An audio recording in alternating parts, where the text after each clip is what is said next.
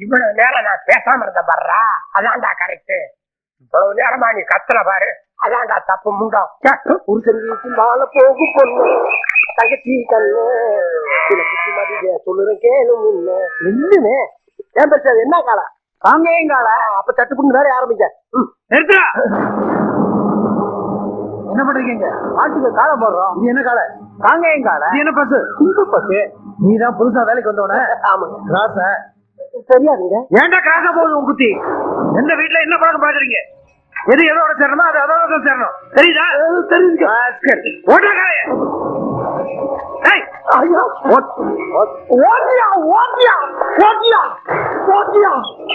என்ன குடும்பத்துல பூராமல் கோவக்காரா இருக்காங்க.